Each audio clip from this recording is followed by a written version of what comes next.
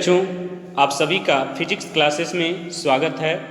आज हम लोग पढ़ेंगे बच्चे ट्रांसफार्मर क्या है, इसके बारे में हम लोग पढ़ेंगे। स्क्रीन पर आपको हेडिंग दिख रहा है ट्रांसफार्मर, तो आप लोग इसके बारे में जान जाएं। ट्रांसफार्मर एक ऐसा स्थिर विद्युत यंत्र है जो ऊर्जा की हानि किए बिना ही प्रत्यावर्ती वोल्टेज को कम या ज़्यादा कर सकता है। बच्चे, इसमें हम बता दें कि इसका साधारण उपयोग जैसे ट्रांसफार्मर वोल्टेज को कम करता है। अब यदि हम आपसे कहें जैसे कि कोई डिवाइस 12 वोल्ट दिष्ट धारा पर चलती है, तब ट्रांसफार्मर हमारे घर में आने वाले प्रत्यावर्ती धारा जिसका वोल्टेज 220 वोल्ट होता है उसे कम करके 12 वोल्ट कर देता है। यह प्रत्यावर्ती धारा का 12 वोल्ट होता है, तब इसे डीसी में बदलने के लिए रेक्टिफायर का उपयोग करते हैं। आई बात समझ बच्चे। अब आपको स्क्रीन पर आपको इसकी परिभाषा दिख रही है, आप ध्यान से देखेंगे। ट्रांसफार्मर एक स्थिर विद्युत मशीन है जो प्रत्यावर्ती धारा के वोल्टेज को परिवर्तित करने के काम आती है, जिसकी आवृत्ति समान रहती है। बच्चे आई बात समझ बच्चे। अब आपको स्क्रीन पर हेडिंग दिख रहा है ट्रांसफार्मर के प्रकार।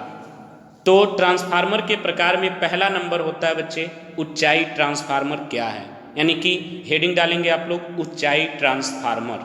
ऊंचाई ट्रांसफार्मर में बच्चे आपको देख लें क्या होता है, मैं आप सभी को बता दूं। जब प्राथमिक कुंडली में फेरों की संख्या द्वितीयक कुंडली में लिपटे फेरों की संख्या से कम हो तो प्राथमिक कुंडली पर आरोपित विभवांतर का मान हमें द्वितीयक कुंडली पर अधिक बढ़कर प्राप्त होता है। अर्थात हमें आरोपित विद्युत वाहक बल से अधिक मान का विद्युत वाहक बल आउटपुट द्वितीयक कुंडली पर प्राप्त होता है। दूसरे शब्दों में कहें तो द्वितीयक कुंडली पर प्राप्त धारा का मान प्राथमिक कुंडली में धारा के मान से कम प्राप्त होता है। अब हम इसे बच्चे चित्र से आपको दिखा रहे हैं कि प्राथमिक कुंडली में आप देखें कि 20 टर्न्स यानी फेरों की जो संख्या वो क्या है 20 टर्न्स है, 20 टर्न्स है। और इस सेकेंडरी में देखो फेरों की संख्या जो है वो 100 टर्न्स है, यानी कि 100 टर्न्स है। तो इस पर आप देखें कि वोल्टेज क्या है 1000 वोल्ट है और यहाँ पर कितना है 5000 वोल्ट है। तो इसमें आप देखेंगे क्या हमने आपको बताया कि जब प्राथमिक कुंडली में फेरों की संख्या द्वितीयक कुंडली में लिपटे फेरों की संख्या से कम हो, तो प्राथमिक कुंडली में फेरों की संख्या देखिए कम है और द्वितीयक कुंडली में जो फेरों की संख्या वो क्या है अधिक है। तो ऐसे में देखें प्राथमिक कुंडली पर आरोपित विभवांतर का मान हमें द्वितीयक कुंडली पर अधिक बढ़कर प्राप्त होता है। तो प्राथमिक कुंडली पर विभव कितना है 1000 है, तो द्वितीयक पर हमें कितना प्राप्त हो रहा है, क्या देख रहे हैं आपको स्क्रीन पर दिख रहा है 5000 वोल्ट। तो इसमें आपने देखा कि अधिक बढ़कर प्राप्त होता है, अर्थात हमें आरोपित विद्युत वाहक बल से अधिक मान का विद्युत वाहक बल आउटपुट द्वितीयक कुंडली पर प्राप्त होता है बच्चे। अब हम बात कर लेते हैं, ये इमेज आप लोग बना लेंगे, ठीक है। अब हम बात कर लेते हैं दूसरा नंबर अपचायी ट्रांसफार्मर क्या है। अपचायी ट्रांसफार्मर आप लोग हेडिंग डालेंगे। इसमें देख रहे हैं आपको स्क्रीन पर दिख रहा है जब प्राथमिक कुंडली में लिपटे फेरों की संख्या द्वितीयक कुंडली में लिपटे फेरों की संख्या से अधिक हो तो इस प्रकार बने ट्रांसफार्मर को अपचायी ट्रांसफार्मर कहते हैं। इसका प्रयोग तब किया जाता है जब हमें वोल्टता के मान को कम करना होता है, अर्थात इसमें प्राथमिक कुंडली में आरोपित विभवांतर का मान द्वितीयक कुंडली पर प्राप्त विभवांतर के मान से अधिक होता है। अर्थात द्वितीयक कुंडली में आरोपित विद्युत वाहक बल से कम विद्युत वाहक बल की वोल्टता प्राप्त होती है। इसमें आउटपुट में धारा का मान निवेशित धारा के मान से अधिक होता है, जैसा कि चित्र में आपको हम दिखा दें। अब इसमें सेकेंडरी में देखो जो नंबर्स टर्न्स हैं वो 10 हैं, 10 हैं, और प्राइमरी में जो टर्न्स हैं वो कितने हैं? 50 हैं, 50। तो आपने यहाँ पर क्या देखा? आपने यहाँ पर देखा कि प्राथमिक कुंडली में लिपटे फेरों की संख्या द्वितीयक कुंडली में लिपटे फेरों की संख्या से अधिक हो तो इस प्रकार बने ट्रांसफार्मर को हम अपचाई ट्रांसफार्मर कहते हैं। इसका प्रयोग तब किया जाता है जब हमें वोल्टता के मान को कम करना होता है, अर्थात इसमें प्राथमिक कुंडली में आरोपित विभवांतर का मान द्वितीयक कुंडली पर प्राप्त विभवांतर के मान से अधिक होता है। तो यहाँ पर देखें, प्राथमिक कुंडली, यहाँ प्राथमिक कुंडली में कितना है विभव? 1000 वोल्ट है, तो यहाँ पर कितना है? 200 वोल्ट है। देखा आपने? और प्राथमिक कुंडली में जो टर्न्स हैं वो कितने हैं? 50 हैं, और इसमें टर्न्स कितने हैं? 10 हैं। तो हम सेटअप डाउन ट्रांसफार्मर की बात करें तो इसमें ध्यान रखना कि प्राथमिक में जो टर्न्स होते हैं, जो फेरों की संख्या होंगे वो अधिक होते हैं, और सेकेंडरी में जो टर्न्स होते हैं वो क्या है? कम होते हैं। अब हम बात कर लें बच्चे ट्रांसफार्मर का कार्य सिद्धांत। हेडिंग डाल लेंगे, ट्रांसफार्मर का कार्य सिद्धांत क्या है। इसमें लिखेंगे बच्चे, यह एक ऐसी युक्ति है जो अन्योन्य प्रेरण के सिद्धांत पर आधारित है तथा इसका उपयोग प्रत्यावर्ती धारा वोल्टता में परिवर्तन के लिए किया जाता है, अर्थात प्रत्यावर्ती धारा की वोल्टता को कम या अधिक करने के लिए किया जाता है। ठीक है, तो आगे इसमें देखें, यह अन्योन्य प्रेरण के सिद्धांत पर कार्य करता है।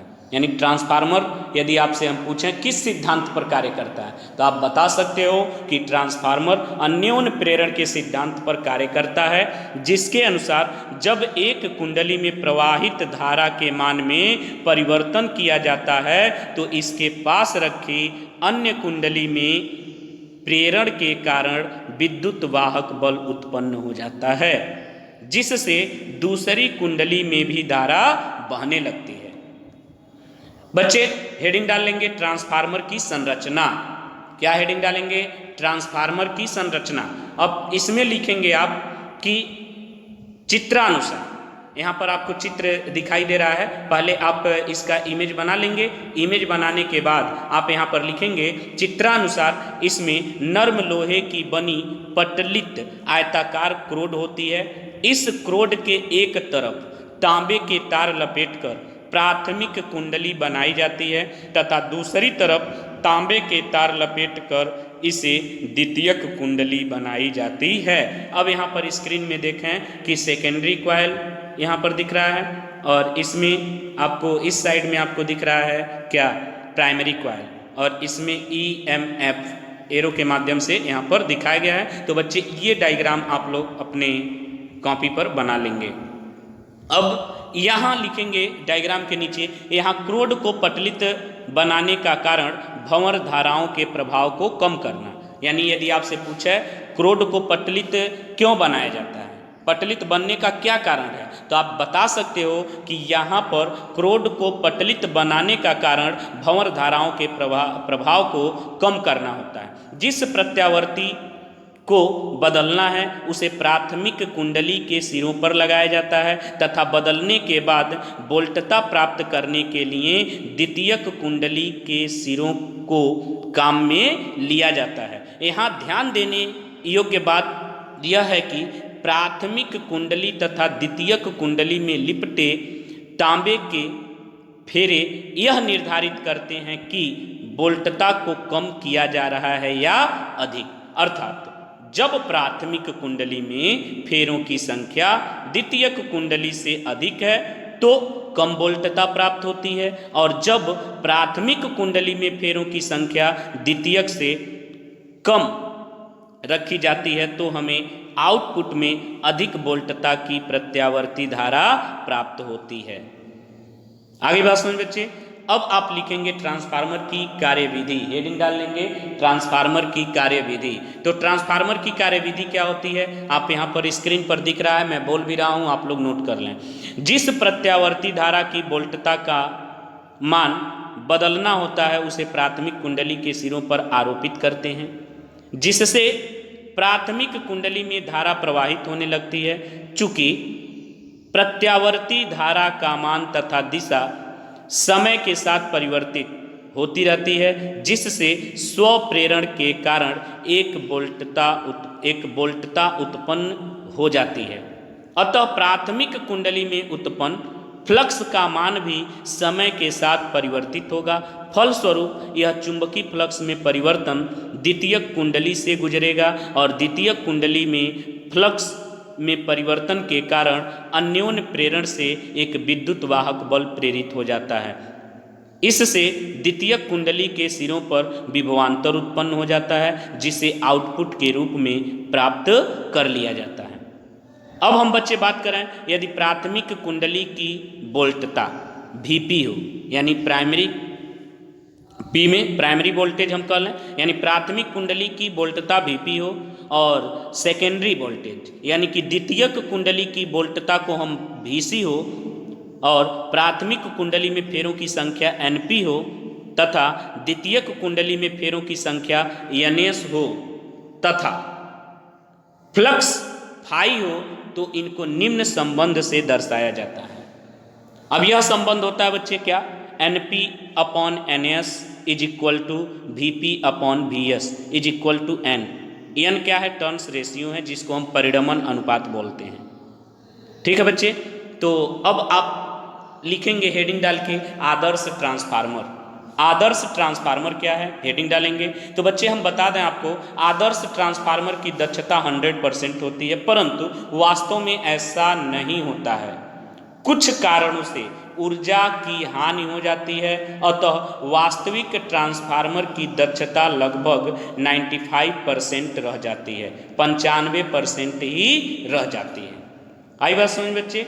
यहाँ पर इसका इमेज दिख रहा है, आप इसे इमेज बना सकते हैं। ठीक है, एक इमेज यहाँ पर भी दिख रहा है, प्राइमरी कॉइल, सेकेंडरी कॉइल, और यहाँ पर आप देखेंगे कि इसमें दिखाया गया है ट्रांसफार्मर के बारे में, इसका इमेज आप लोग बना लेंगे। ठीक है, इसमें देखिए, इसमें AC करंट सप्लाई दी जा रही है, तो इस तरीके से आप ट्रांसफार्मर में इसको आप इमेज बना सकते हो, फिर यहाँ पर इसको भी इमेज के रूप में बना सकते हो। ठीक है बच्चे, तो आज के लेक्चर में बस इतना ही।